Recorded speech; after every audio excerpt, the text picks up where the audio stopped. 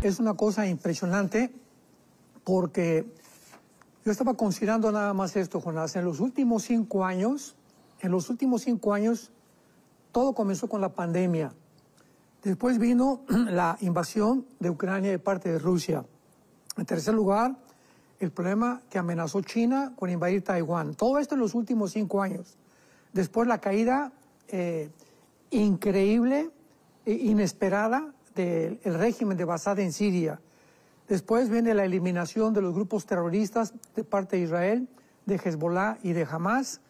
Después el genocidio, el 7 de octubre de 2023, del grupo terrorista que entró a Israel y mataron a más de 2.200 personas.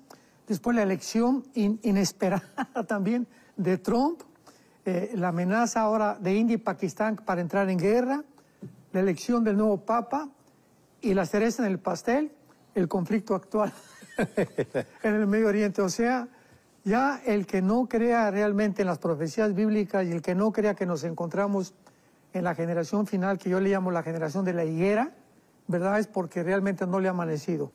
Trump prometió al pueblo americano que él iba a acabar con las guerras, que iba a acabar con la guerra de Ucrania, Rusia, etcétera, etcétera. Sin embargo, como todos nosotros, los seres humanos, no estamos, solamente Dios puede predecir el futuro de una forma del 100%. Entonces él entra a la administración nueva en Estados Unidos y se encuentra con que él no puede cumplir esta promesa de traer la paz, porque él no es ningún Mesías, ni tampoco es Dios. Y entonces él entra en un dilema donde, pues, bueno, si yo le entro a la guerra, pues, ¿qué va a decir el pueblo americano? Que los traicioné, que no cumplí mis promesas.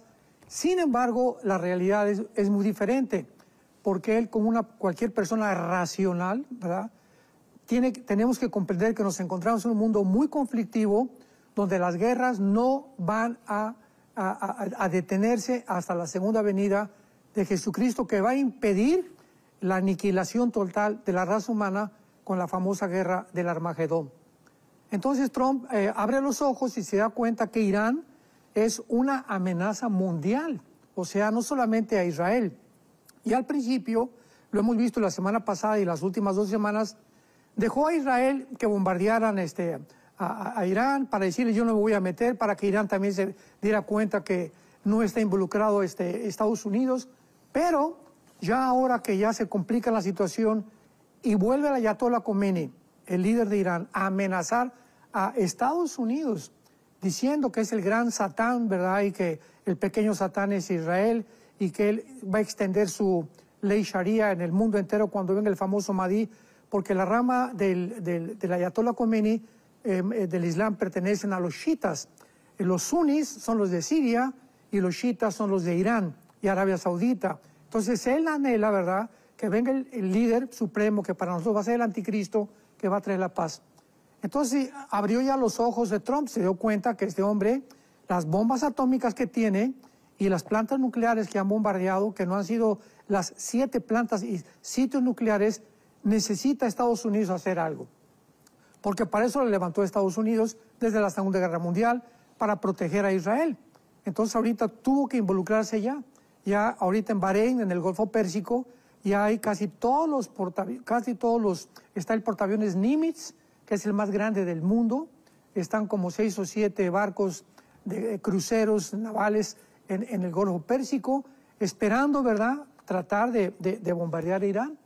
Entonces la cuestión va a inflarse. O sea, esta es una situación, Jonás, que yo la considero más peligrosa que el nazismo de la Unión Soviética del siglo XX, que el comunismo, el nazismo de Hitler, el comunismo de la Unión Soviética y la amenaza en 1960, cuando Rusia amenaza a través de Cuba bombardear Estados Unidos, que el presidente Kennedy lo pudo impedir, gracias a Dios. Y en aquel tiempo fueron racionales los Nikita Khrushchev, que era el primer ministro, pero ahorita el Ayatollah Khomeini no es una persona racional. No es una persona, es una persona psicópata, con un odio que no es un odio por político ni por territorio, es un odio ideológico. O sea, él no está tratando de tener más terreno, ni políticamente, ni por desacuerdos que hayan tenido. La guerra ahorita es ideológica Es lo más peligroso que hay, porque eso no lo va a cambiar jamás nadie, más que hasta la segunda venida de Jesús. Entonces, esta es la situación en la que ahorita, este miércoles que nos encontramos del mes de junio, es la situación actual en Estados Unidos. Ya entró a la guerra, no se puede decir a la guerra porque todavía no ha comenzado, pero ya está respaldando completamente a Israel, Estados Unidos. Ahora fíjate, los daños actuales rápidamente, ¿verdad? En estas últimas semanas en Irán, docenas de militares de una forma quirúrgica, excepcionalmente a través del poder militar que tienen las fuerzas de defensa de Israel. 2 generales, el comandante de la Guardia Revolucionaria Islámica, fueron muertos hace poquito. 6 científicos nucleares eliminó Israel también. Más de 80 blancos adicionales bombardeados también. O sea, Irán tiene actualmente 224 muertos. E Israel tiene 14 muertos, al contrario de Irán, con 400 heridos entre Tel Aviv y Haifa. Además, el edificio del Mossad fue semidestruido en Tel Aviv hace 3 o 4 días. Y Estados Unidos coloca ya el portaaviones Nimitz, que es uno de los más grandes del mundo. Israel ha bloqueado ya, esto es importantísimo, la entrada a la mezquita de Omar o la cúpula de la roca, ya la acaba de bloquear Israel para que nadie entre, y también Trump ha alertado que evacúen Teherán. O sea, ya la cosa está muchísimo más caliente de lo que nos podemos imaginar.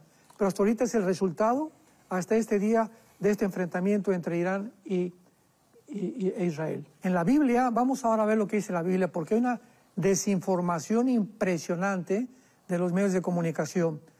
En el capítulo 49 del libro de Jeremías hay una profecía sobre Elam.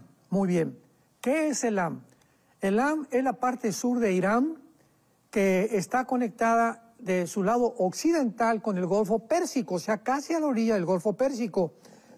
Y ahí se encuentra una de las plantas nucleares que se llama Bushehr, que es un reactor nuclear que comenzó a producir electricidad en el 2010 y está, vuelvo a repetir, en lo que se llama ahorita Elam. Veamos lo que dice la Biblia. Elam, bíblicamente, todavía no pertenecía a Irán, porque sabemos que Irán aparece en la Biblia. Esto es importante para los estudiantes de profecía con el nombre de Persia. Entonces, Persia fue cambiado en 1935 por la palabra de Irán, la República la República de Irán. Y en 1979, cuando los ayatolás le dieron un golpe de Estado al Shah de Irán, se cambió el nombre a República Islámica de Irán. Y desde que Irán se convierte en algo islámico, del 79 o los 80 para nuestros días, ha sido una amenaza mundial. Pero veamos qué dice la Biblia acerca de esta promesa, de esta profecía que aún no se ha cumplido. Lo vamos a corroborar. Dice Jeremías 49, versículo 34 en adelante. Palabra de Jehová que vino al profeta Jeremías acerca de Elam. O sea, ahí en tu Biblia ponle Irán.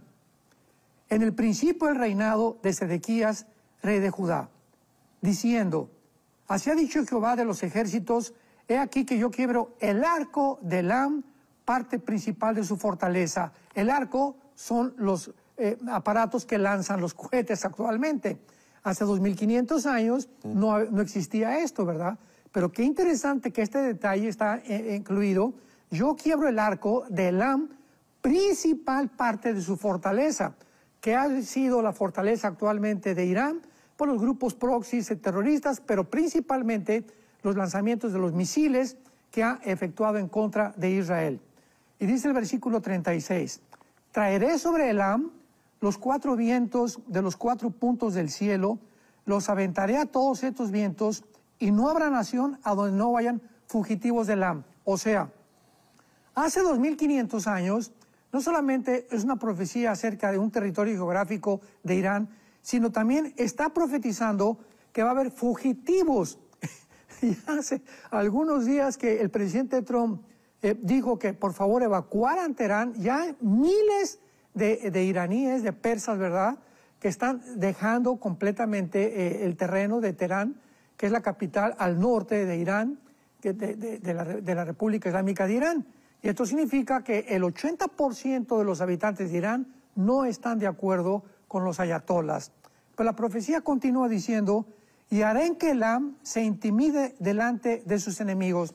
Es interesante que aquí abarque esta profecía estos detalles, como que también va a haber naciones que van a rodear a Irán. Y la declaración, Jonás, hace 3 días, del canciller de Alemania, Friedrich. El canciller de Alemania, sabemos que Alemania es la nación más importante de Europa, es la nación que le da el equilibrio a la Unión Europea, es la nación mejor armada de Europa también, Alemania, es la ciudad industrial y bancaria más importante de Alemania. Es impresionante que el canciller de Alemania hace 3 días haya dicho estas palabras. Israel, entre comillas, lo que estoy diciendo es lo que dijo el canciller de Alemania. Israel ha hecho el trabajo sucio que nosotros deberíamos haber hecho. Wow. Por lo cual es algo admirable. O sea, lo que está haciendo Israel es algo que debimos de hace mucho tiempo haber previsto. ¿Qué cosa está haciendo Israel? Que él se metió con una cosa tan chiquita, lo comparamos en el mapa. Asiste Israel y asiste Irán con 88 millones de habitantes y se aventaron a meter a la cueva del lobo, se metieron dentro de Irán, introdujeron al Mossad, o sea, el servicio secreto de Israel, y pusieron drones y acabaron, ¿verdad?, con todo lo que han hecho, que jamás lo ha hecho ni Rusia con Ucrania, con el poder que tiene Rusia, lo hace Israel en 2 o 3 semanas. O sea, esto es algo realmente espectacular. ¿Quién puede en este momento negar que Dios haya acabado con Israel? Porque tú sabes, hay una famosa teología del reemplazo, que el dispensacionalismo es un disparate, que Israel y la iglesia son el mismo pueblo, que son 2 pueblos separados, etcétera, etcétera. Y han atacado el dispensacionalismo, que no pueden. ¿Por qué, verdad? Porque son personas que han espiritualizado y han hecho de la Biblia, ¿verdad?, todas las profecías cumplidas ya al principio de la muerte de Cristo. Entonces, esto es impresionante porque la historia nos da la muestra que Dios no ha acabado con Israel. O sea, el hecho que Israel haya sobrevivido, una cosita tan chiquita, casi el tamaño de Nueva Jersey, Estados Unidos, con todos sus enemigos, y que nunca haya perdido ninguna guerra y que jamás haya él iniciado ninguna guerra, ¿de qué nos evidencia esto Dios? De que Dios es el pueblo de Israel, es el santo de Israel, no ha acabado con Israel. La iglesia es otra entidad completamente diferente, que formada, que no existía en el Antiguo Testamento, y todo esto con el tiempo se está aclarando, ¿verdad? Porque podemos decir hace 1 año, hace 5 años, pues yo pienso esto, yo pienso aquello, pero conforme nos vamos acercando y las profecías bíblicas se van cumpliendo en Israel, nos damos cuenta que es el termómetro de Dios. Es increíble que cuando Israel comenzó a existir, la iglesia no existía. Y cuando la iglesia vino a la existencia hace 2000 años, Israel se encontraba en el exilio. Y ahora, por primera vez en la historia, desde 1948 a nuestros días, que Israel y la iglesia están comenzando, muchas veces ni se dan cuenta los mismos cristianos ni los mismos judíos de que estamos trabajando juntos ahora, porque el momento en que la iglesia sea sacada del mundo, viene inmediatamente, ¿verdad?, la semana 70 de Daniel. O sea que el rapto de la iglesia va a ser el reloj que le va a avisar a Israel: se viene la tempestad, se viene la tormenta sobre ustedes. Así que es maravilloso que podamos nosotros recordar esto, como lo dijo Netanyahu hace algunas semanas. Nuestros mejores amigos son realmente los cristianos evangélicos, porque Israel pues se está quedando completamente abandonado. Pero todo este fenómeno en el que por primera vez en la historia, tanto Israel como la iglesia se unen, miles de líderes cristianos en el mundo orando por Israel, nosotros también sentimos en el alma la necesidad, oímos los cantos hebreos y nos identificamos espiritualmente con ellos, ¿verdad? Y esto es maravilloso porque esto nos muestra claramente la cercanía en la que nos encontramos de la próxima venida de Jesucristo por la iglesia.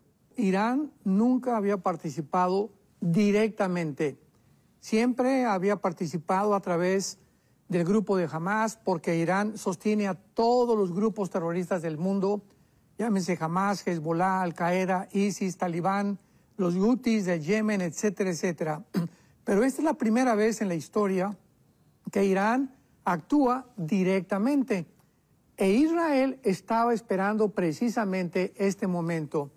O sea, Israel no había contraatacado a Irán directamente porque siempre han operado, repito, bajo un paraguas, o sea, en el Líbano con el Hezbollah, en la Franja de Gaza con los Hamas, etcétera, etcétera, pero han cometido el error de su vida, porque así es el reino de las tinieblas, ¿verdad? Se equivocan de una forma, pero absoluta y radical.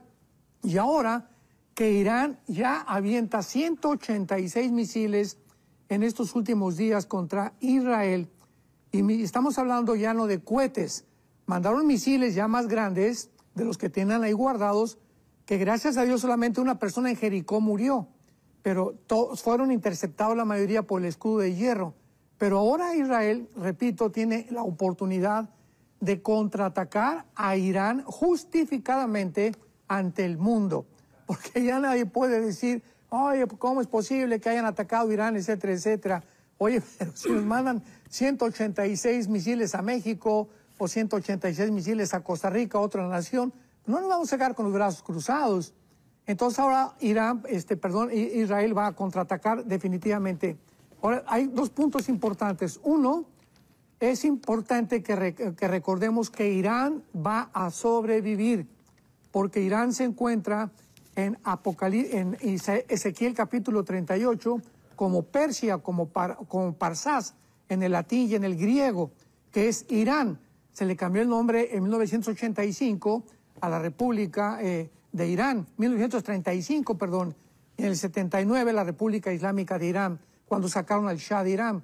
Entonces, Irán bíblicamente va a participar en la Tercera Guerra Mundial, que se conoce como la Batalla del Armagedón, que se encuentra en Ezequiel 38-39, en Joel capítulo 3, en Zacarías 12, 14, etcétera, etcétera. Mateo 24, que es la segunda venida de Cristo, Isaías 13, Isaías 31, Isaías 10, etcétera, etcétera.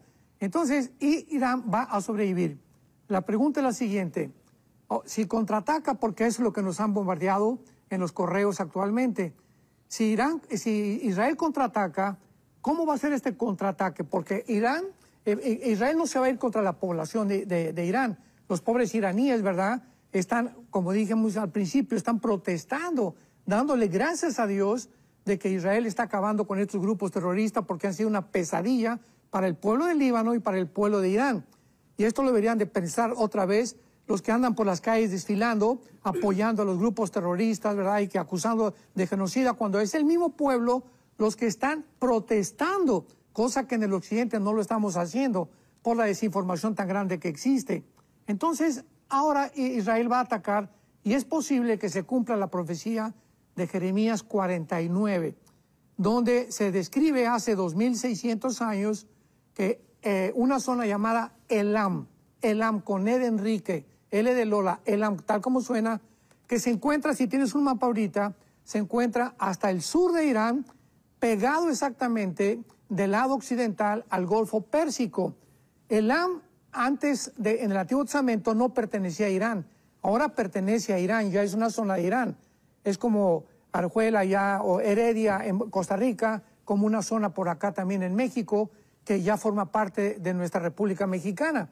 Entonces, Elam es importante porque ahí se encuentra la planta nuclear más importante, que se llama Bushehr, que es donde fabrican el uranio 235, y es lo más probable que ahora Israel vaya a atacar esa planta nuclear, no a la población de Irán. Repito, Irán como nación va a sobrevivir hasta la Tercera Guerra Mundial. Entonces van a atacar, es probable, esta planta nuclear, y haría un daño inmenso a Irán, porque les desharía completamente la producción de las centrifugadoras para el uranio 235, y entonces tardarían 4 o 5 años tal vez para la tribulación para fabricar más bombas. Entonces es posible que este contraataque se lleve a cabo contra las plantas nucleares, principalmente con la de Bushehr en Elam. para cumplir la profecía de Jeremías capítulo 49. Bueno, quería preguntarle, porque sí no estoy muy al tanto de esto, ahora que habla de estos nucleares. ¿Solo ahí tiene Irán? ¿Esa es la principal? ¿Tienen otros lugares? Me imagino que eso está bajo tierra y costará llegarle. Sí, tiene aproximadamente 37 plantas nucleares Irán, pero esta es la más importante de todas, es la más cuidada, que ahorita ya están asustados porque la inteligencia del Mossad para poder detectar y descubrir hasta una persona que se llama Juan Pérez, dónde va, dónde vive, dónde se acuesta, a qué hora se levantó. Es impresionante la forma como el Mossad, que es el Servicio de Inteligencia de Israel, tiene localizados a los líderes de estos grupos terroristas, principalmente a los de Irán. Vemos como a Nasrallah, ¿verdad? Lo acabaron, que fue el principal líder, que era ahorita Khomeini, y al su sucesor que acaban de nombrar.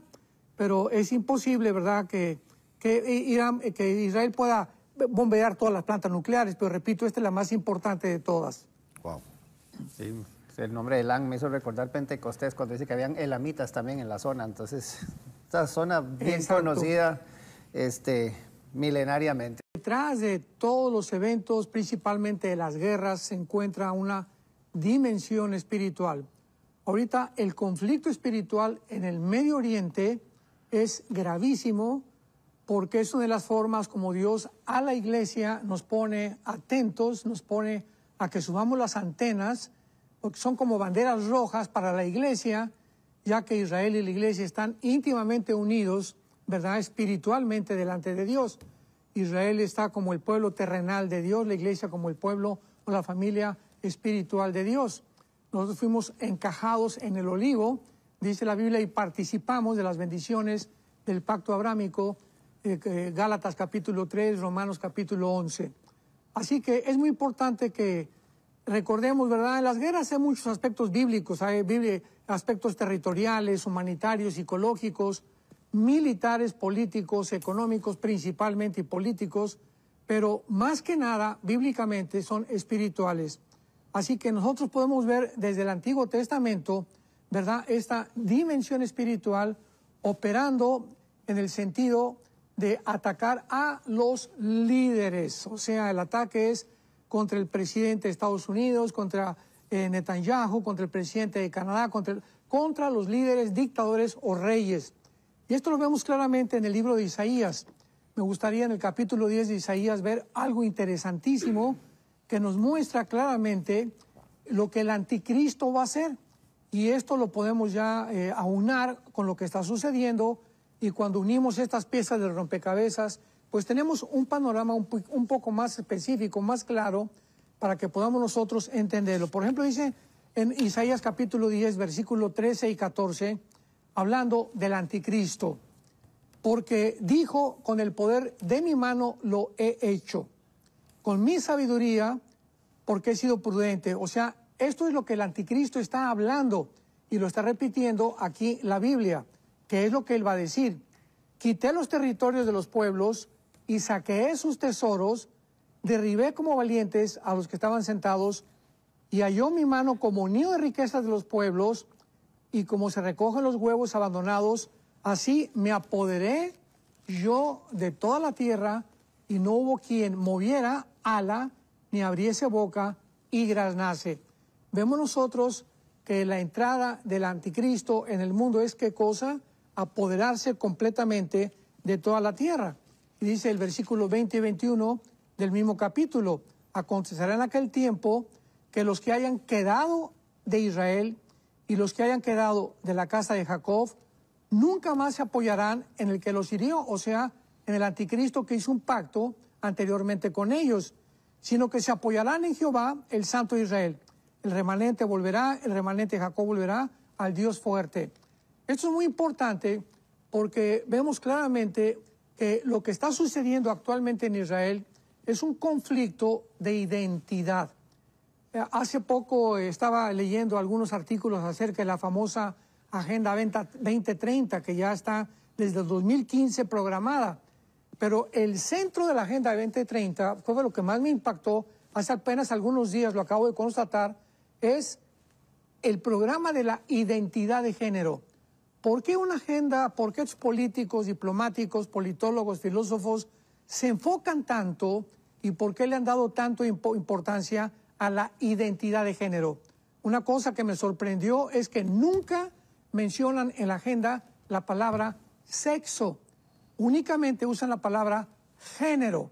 ¿Por qué? Porque el ataque es a la identidad. O sea, estas personas que planearon esto y que están desarrollando su plan, tanto en el Medio Oriente como en el Asia Central, como también aquí en el continente americano, tienen por objetivo confundir nuestra identidad.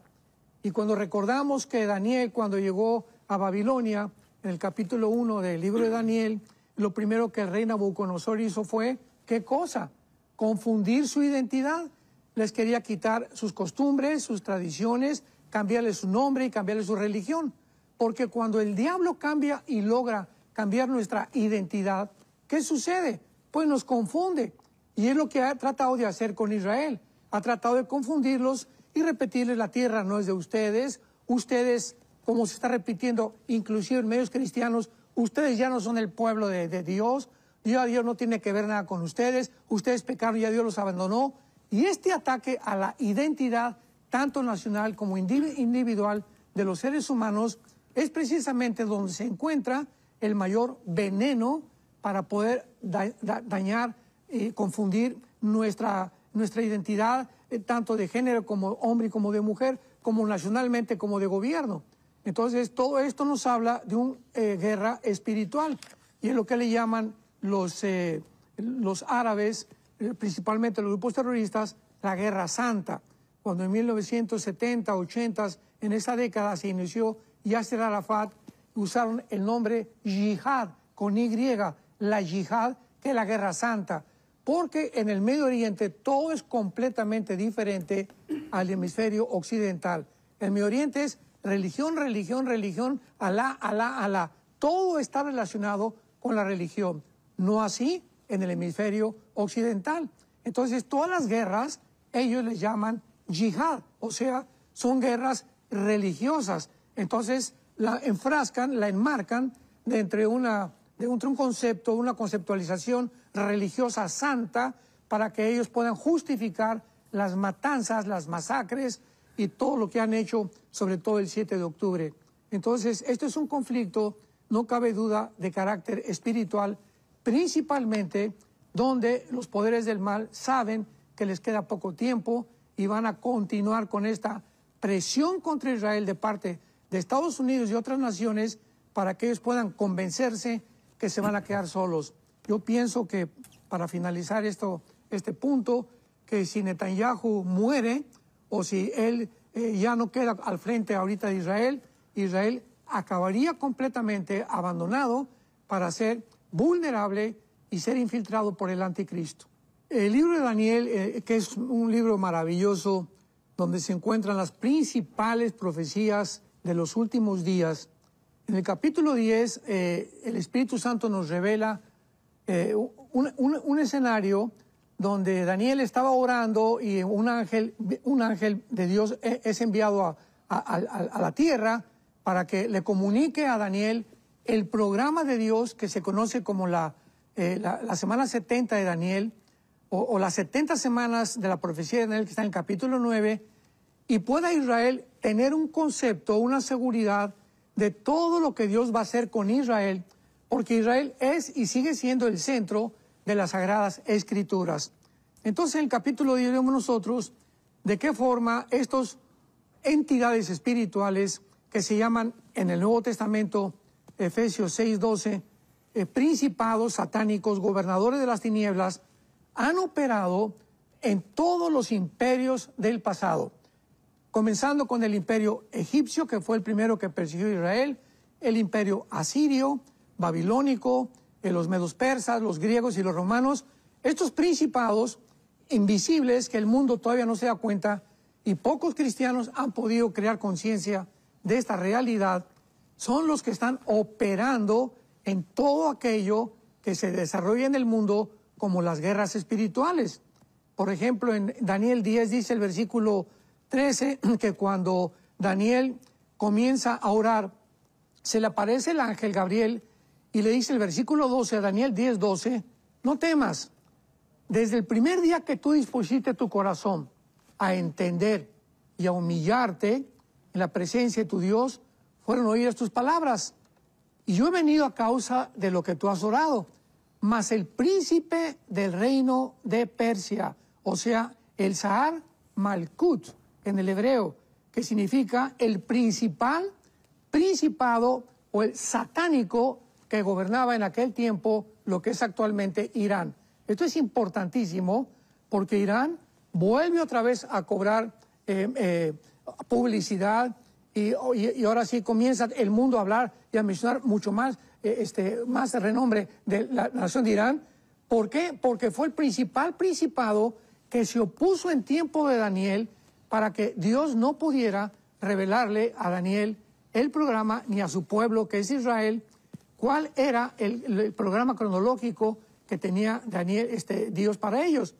Y el príncipe de Persia, ¿verdad? Dice la Biblia que se opone, dura 21 días, y tiene que entrar Miguel, el arcángel de Dios, a un conflicto en el aire, cósmico, espiritual, invisible, para ayudar a el ángel que vino de parte de Dios. Esto es increíble, porque tuvo que intervenir el arcángel, porque aparentemente el ángel que mandó Dios no podía terminar la guerra con el principado satánico, dándonos a entender el poder tan grande que tienen los principados satánicos de Satanás. Porque Satanás es el rey, ¿verdad? Allá en el área espiritual de maldad, le siguen los príncipes, que son los principados satánicos, los gobernadores de las tinieblas y los demonios, que son los que hacen el trabajo sucio, o los soldados. Así que estamos nosotros ante un conflicto muy, muy grande en el mundo, porque si Israel ahorita es el centro de la atención, porque lo es, ahorita todo el mundo está con los ojos en el Medio Oriente. Qué interesante que la Biblia otra vez lleve al mundo secular a poner la atención en el Medio Oriente, porque ahí se vuelve a centrar otra vez la guerra espiritual, la que podemos nosotros discernir y ser dirigidos mientras pongamos atención en este tiempo que nos encontramos en las profecías bíblicas. Es importante recordar que pasaron 2000 años en el exilio de Israel, desde el año 70 después de Cristo hasta 1948, 2000 años donde Israel no tenía soldados, no tenía ejército, no tenía tierra. Y en 1948 se vuelve a unir otra vez Israel y se levanta un ejército de las armas paganas y de contrabando que les dieron en el 48 a algunas naciones para luchar contra las naciones árabes que los atacaron en el día de su independencia, el 14 de mayo de 1948. Pero en la antigüedad, toda la historia del Antiguo Testamento son guerras. Y esto es importante para nosotros como cristianos. Las guerras de Josué, las guerras la primera guerra, por ejemplo, Abraham, en el capítulo 14 del libro del Génesis, tiene una guerra contra el príncipe o contra uno de los reinados de Irán en aquel tiempo. Esto es increíble. O sea, el primero en entrar en guerra fue Abraham, ya peleando para defender la tierra. Pasó el tiempo, se formó la nación de Israel y se forma el ejército con Josué, donde entrenan el libro de los jueces, y todos son guerras porque Dios nos enseña que lo que enfrentó Israel terrenalmente, físicamente, en el Nuevo Testamento es espiritualmente. O sea, nos preguntamos, ¿de qué nos debía saber nosotros las guerras del Antiguo Testamento? Porque ilustran las guerras espirituales del Nuevo Testamento. Ahora ya no tenemos lucha contra sangre y carne, Efesios 6:12, como la tuvo Israel.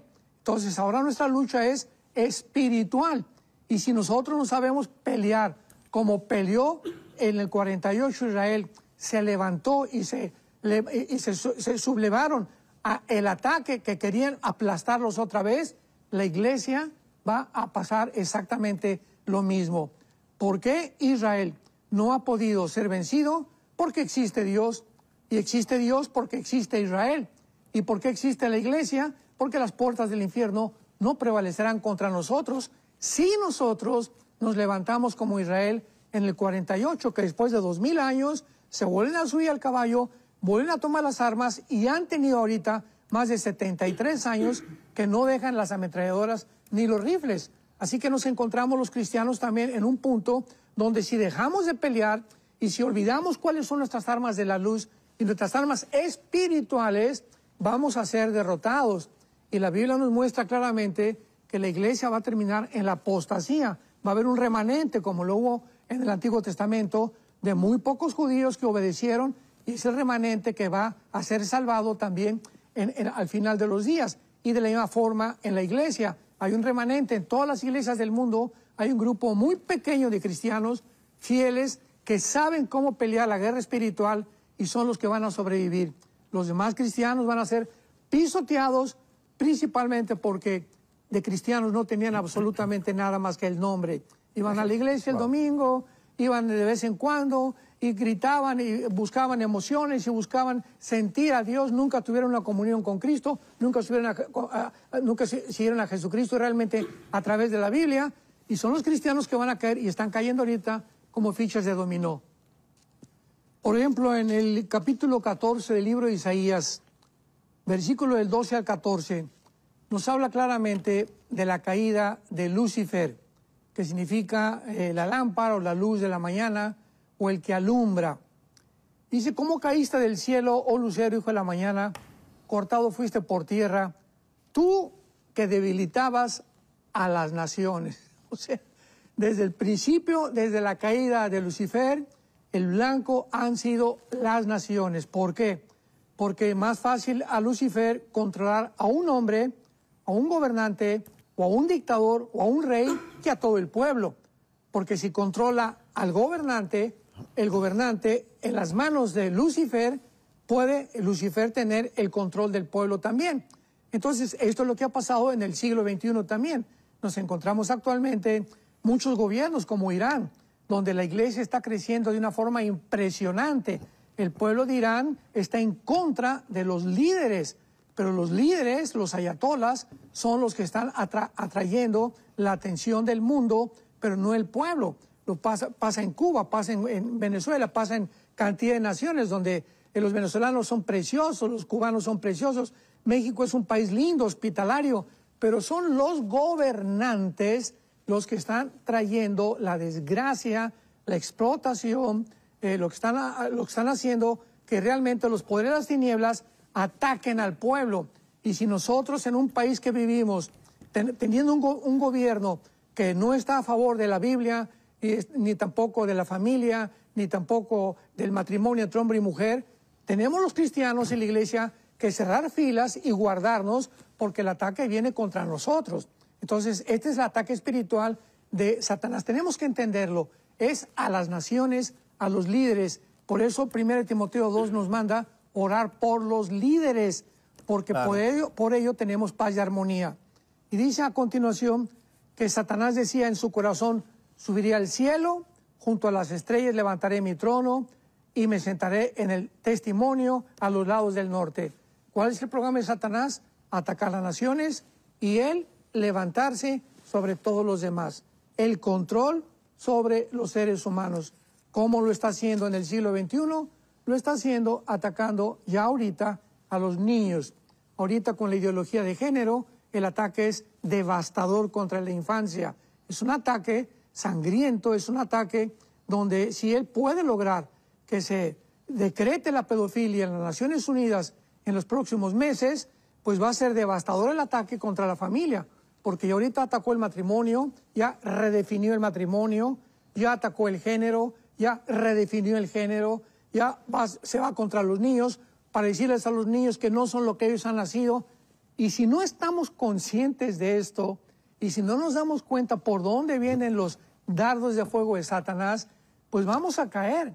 Entonces tenemos que estar protegidos para entender otra vez que si no ponemos nuestros ojos en lo que pasó, por ejemplo, el 7 de octubre con el ataque de Hamas que acabas de mencionar, fue un ataque sangriento y devastador que nos habla que si rompieron las barreras los grupos terroristas y entraron a Israel, la nación que supuestamente está protegida por Dios, es porque bajaron la guardia. ¿Y cuál es el mensaje a la iglesia? Que nosotros, el que piensa que está firme, mire que no caiga. ¿Por qué caen muchos? Porque creyeron que estaban firmes. Olvidamos ya nuestras devocionales, nuestra lectura de la palabra de Dios, nuestra relación íntima con nuestra esposa, que tiene que ser santa a los hijos de Dios, transparente, no engañosa, como dijimos en otro programa. Y todas estas cosas nos hablan que igual que como se viene contra él, se viene contra la iglesia. Así que esta es la relación que existe, que no se puede hacer a un lado ni marginar, porque es paralelo lo que le sucede a Israel a lo que le sucede a la iglesia. Desde el primer imperio y todos los principados, todos los imperios que se han levantado, repito, asirio, egipcio fue el primero, asirio, Babilonia, Medo-Persa, Grecia, Roma, todos atacaron a la nación de Israel. ¿Coincidencia? ¿Accidente? De ninguna manera, porque aquí no hay accidente ni tampoco hay coincidencias. El blanco siempre ha sido el pueblo de Israel. ¿Por qué? Porque es el pueblo que Dios escogió para que a través de ellos sus propósitos, sus valores morales y espirituales pudieran ser difundidos en las naciones occidentales que somos nosotros. Así que ahora el occidente está contagiado y está contrarrestando este beneficio que hemos recibido del pueblo judío para volver a aplastarlo junto con el mundo oriental y ponerse de acuerdo en terminar y exterminar finalmente la nación de Israel, cosa que nunca lo van a lograr bíblicamente. Así que todos estos principados tienen como objetivo el pueblo judío. Y ahora dicen en Apocalipsis capítulo 12 que cuando Satanás vio que la mujer, ¿verdad?, se iba a esconder, entonces fue contra aquellos que siguen los mandamientos de Dios. Vemos aquí unido en el Apocalipsis al pueblo cristiano con el pueblo de Israel. ¿Por qué? Pregunta, Satanás en el Apocalipsis persigue a los judíos y a los cristianos. ¿Por qué no a los musulmanes? ¿Por qué no a los budistas? ¿Por qué no a otra religión? ¿Por qué Apocalipsis está dedicado a la persecución de judíos y de cristianos? Me refiero a los que se conviertan, desde luego, en la tribulación. Porque es el mismo odio, o sea, él sabe que estamos completamente unidos, tenemos la misma Biblia, tenemos el mismo Mesías, por supuesto, los que ellos han aceptado como a Cristo como Salvador, y tenemos el mismo fin. Vamos a reinar juntamente en el reino milenial. La primera promesa de Dios, Génesis 3:15, fue a la mujer. Tu semilla, o sea, la semilla de la mujer, va a ir en la cabeza a la semilla de la serpiente, Nahash, en el hebreo, que significa un ser de luz, un ser resplandeciente. La palabra que se tradujo serpiente en Génesis 3, Nahash, en el hebreo. Y la semilla de Satanás iba a herir en el calcañar o en el tobillo a la semilla de la mujer. Entonces vemos nosotros que cuando oyó Satanás esto, que venía una descendencia humana a través de la mujer, y que a través de esta descendencia humana, genéticamente hablando, vendría el Mesías, el Salvador, el que iba a darle el golpe final a él, Satanás se enfoca completamente en el Antiguo Testamento en la descendencia genética de la mujer. ¿Y qué cosa hace? Llegamos a Génesis capítulo 6, donde la Biblia nos muestra que hay una invasión de principados satánicos contra las mujeres. Esto es muy debatible, ¿verdad? Porque muchos han dicho que pues los hijos de Dios no son los hijos, no son los ángeles caídos, sino que son la descendencia de Caín, etcétera, etcétera. Algo que es imposible, porque no se puede ni sostener teológicamente ni tampoco bíblicamente, ya que los hijos de Dios es el término Ben Elohim, que en todo el Antiguo Testamento se refiere a los ángeles, y principalmente a los ángeles caídos, principalmente en el libro de Job. ¿Qué hacen estos ángeles caídos? Tenemos que abrir los ojos y darnos cuenta del poder tan grande que tienen de poder ellos intervenir la genética.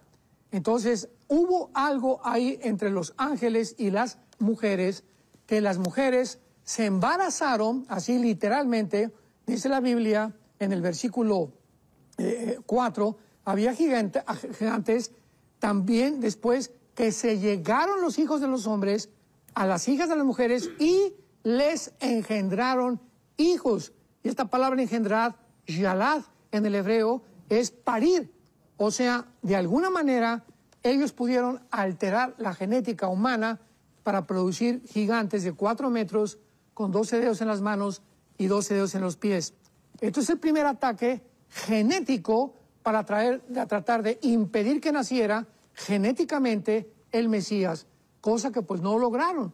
Entonces vemos que estos gigantes llamados los Nefilim, que viene de la palabra Napal, en el hebreo significa los caídos, fueron los que en Números capítulo 13, cuando Moisés mandó a los espías, a los 2 espías, estaban los gigantes en la frontera de la tierra de Canaán, cuidando que el pueblo de Dios, que Dios había escogido, no entrara a la tierra prometida, porque si entraban a la tierra prometida, ellos ya la habían infectado genéticamente. Todas las tribus cananitas estaban infectadas genéticamente por los Nefilim. Así que cuando vieron a los gigantes, se espantaron y llegaron con Moisés y le dijeron, hoy hay gigantes impresionantemente grandes que nos van a impedir entrar a conquistar la tierra de Canaán. Y así todo el Antiguo Testamento vemos que estos gigantes o estos Nefilim vivieron en este planeta 1000 años. El que los acabó, según Samuel capítulo 21, fue el rey David. El rey David mató a Goliat, nos acordamos que tenía 4 hermanos más y que era de Gaza, donde está actualmente el grupo de donde vienen los filisteos y están ahorita los de Hamás. Qué interesante es que el mismo lugar geográfico, el mismo territorio geográfico, sea el mismo que se está repitiendo en el siglo XXI, donde viene el ataque contra Israel, porque el mayor ataque en el Antiguo Testamento contra los judíos fue de los filisteos. Entonces vemos nosotros de qué forma David acaba con ellos, y ahora hay un versículo muy, muy interesante en Isaías capítulo 26, que siempre me llamó mucho la atención, de estos misterios maravillosos que están encerrados en la Biblia y de estas cosas tan profundas que la Biblia tiene, porque tengamos cuidado cuando ya creemos que todo lo conocemos y que si yo en el seminario no me lo enseñaron, bueno, pues entonces no está en la Biblia. Hay que seguir leyendo la Biblia, por el amor de Dios, es la mente de Dios. O sea, no nos pasaría ni 500 años en poder comprender las maravillas que Dios tiene para nosotros. Veamos lo que dice Isaías 26, versículo 14. Leámoslo con mucho cuidado. Esto es muy interesante porque esto nos muestra el origen de los demonios. Porque los demonios es un misterio que por mucho tiempo se ha debatido de dónde salieron. Sabemos que los ángeles los creó Dios, pero los demonios, ¿de dónde salieron? Dice así: muertos son, Isaías 26, 14, muertos son, no vivirán. Han fallecido, no resucitarán, porque los castigaste y destruiste y deshiciste su recuerdo. Esta palabra muertos o fallecido es la palabra Refaim, con PH intermedia, que es el nombre de los gigantes en Deuteronomio, en el libro de los Números, en el Antiguo Testamento. Los refaitas eran los gigantes en el Antiguo Testamento, o los Nefilim en el original hebreo, pero es la tribu de los refaitas que eran gigantes. Qué interesante que nosotros sabemos que todos vamos a resucitar, ¿verdad? Los buenos y los malos vamos a resucitar. Pregunta: ¿a quién está refiriéndose el Espíritu Santo? ¿A qué personas, entidades que no van a resucitar? No resucitarán, y lo dice los refaitas. O sea, cuando se mueren los gigantes, que los mata David, y dejan de existir, como era una raza híbrida, hay una posibilidad muy grande que los espíritus de esos gigantes, que eran la raza híbrida, que no podían tener la salvación jamás, hayan sido y son actualmente los espíritus de los demonios. Y esto, ¿verdad? Pues ya están de acuerdo la mayor parte de los escatólogos, aquí en Estados Unidos, en Europa también. Esto es una posibilidad, no podemos asegurarlo, pero es una de las posibilidades más grandes que existen de que estos demonios hayan tenido su origen en los gigantes y por eso andan vagando sin cuerpo. Y esta es la razón por cual los ángeles y los demonios son dos entidades diferentes. Los ángeles tienen cuerpos, como vimos en el libro de Daniel, que se manifiestan, pero los demonios no tienen cuerpos. Necesitan animales o seres humanos para entrar en ellos y descansar, porque viven un tormento eterno, por no encontrar reposo. Entonces, hay que diferenciar, muy importante, que los ángeles caídos no son los demonios, son dos entidades completamente diferentes.